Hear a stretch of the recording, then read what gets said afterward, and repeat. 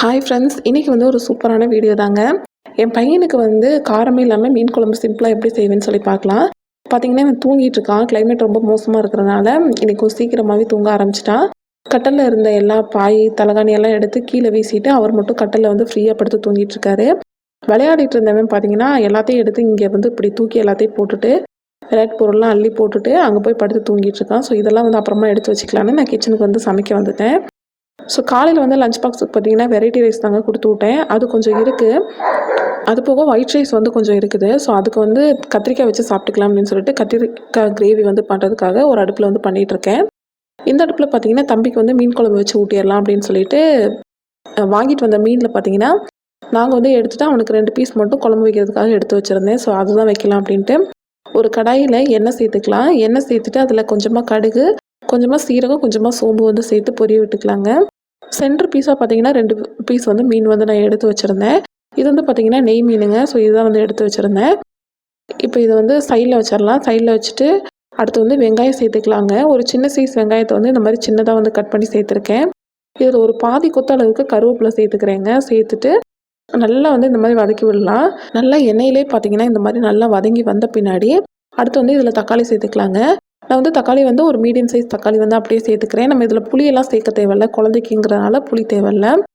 நல்லா தக்காளி வதங்குறதுக்காக பார்த்தீங்கன்னா கொஞ்சமாக உப்பு சேர்த்து நல்லா வதக்கி விட்டுறலாங்க. ஸோ இந்த மாதிரி பார்த்தீங்கன்னா மெதுவாக வந்து நல்லா வதக்கி விட்டுக்கோங்க. தக்காளி வந்து நல்லா மசிஞ்சு வதங்கி வரணும்.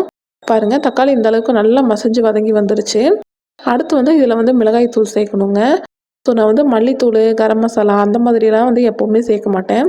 இதில் வந்து காரத்துக்கு வந்து காஷ்மீரி மிளகாய் தூள் மட்டும் பார்த்திங்கன்னா ஒரு 1/2 ஸ்பூன் அளவுக்கு சேர்த்துக்கிறேன். அப்புறம் இதில் கொஞ்சமாக வந்து பார்த்திங்கன்னா சீரகத்தூள் வந்து சேர்த்துக்கிறேங்க. ஸோ இது பார்த்திங்கன்னா வந்து சரியாக இருக்கும். சேர்த்துட்டு இந்த மாதிரி வந்து நல்லா கலந்து விட்டுக்கலாங்க. அவன் சின்ன பையன் அப்படிங்கிறனால மசாலா ஐட்டம்லாம் வந்து நான் அதிகமாக சேர்த்துக்கிறது இல்லை. ஸோ இந்த மாதிரி தான் பண்ணுறேன். அடுத்து தண்ணி சேர்த்துட்டு கொஞ்சம் நேரம் கொதிக்க விடலாம். தண்ணி கொஞ்சம் நிறைய சேர்த்துக்கலாம். ஏன்னா மீன் வந்து வெந்து வரணும், அதனால தான். கடைசியில் வந்து நம்ம திக்காக தக்காளி வெங்காயம்லாம் வந்து பார்த்திங்கன்னா பெரட்டி சாப்பிட்ற அளவுக்கு நம்ம ரெடி பண்ணி எடுத்துக்கலாம். ஸோ இதை வந்து பார்த்திங்கன்னா நம்ம நல்லா கொதிக்க விட்டுறலாங்க. நல்லா இந்த மாதிரி கொதிக்க ஆரம்பிச்சிருச்சு. நல்லா கொதி வந்த பின்னாடி அடுத்து வந்து நம்ம இதில் வந்து மீன் சேர்த்துக்கலாம். ஸோ நான் 2 பீஸ் மீனையும் வந்து சேர்த்துக்கிறேன். சேர்த்துட்டு இப்போ இதை மூடி போட்டு மூடி நல்லா கொதிக்க விட்டுறேங்க. மீன் வந்து நல்லா வெந்து வரட்டும். பாருங்கள், மீன் வந்து நல்லா வெந்து குழம்பு பார்த்திங்கன்னா இந்த மாதிரி ரெடி ஆயிடுச்சு. இந்த அளவுக்கு தான் இருக்கும். இப்போ இந்த மீன், இந்த தக்காளி வெங்காயத்தை வந்து பார்த்திங்கன்னா சாப்பாடில் போட்டு நல்லா வந்து பிசைஞ்சு வந்து ஊட்டிக்கலாம். உப்பு, காரம், அதுக்கப்புறம் அந்த தேவையான புளிப்பு பார்த்திங்கன்னா தக்காளியிலே இருக்கும். ஸோ குழந்தைங்களும் பார்த்திங்கன்னா இந்த அளவுக்கு வந்தால் காரம் சாப்பிடுவாங்க. தூங்கி எந்திரிச்ச முன்னாடி ஃபேஸ் வாஷ்லாம் பண்ணி விட்டுட்டு பார்த்திங்கன்னா நான் சாப்பாடு ஊட்ட ஆரம்பிச்சிட்டேன். எனக்கு ரொம்ப பிடிச்சிருந்தது, அவன் சாப்பிட ஆரம்பிச்சிட்டான்.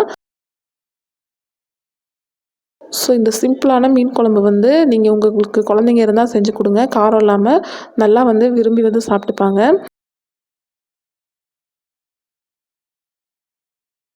இந்த வீடியோ உங்களுக்கு வந்து கண்டிப்பாக பிடிச்சிருக்கும்னு நினைக்கிறேன். வீடியோ பிடிச்சிருந்தா லைக், ஷேர், கமெண்ட் பண்ணுங்கள்.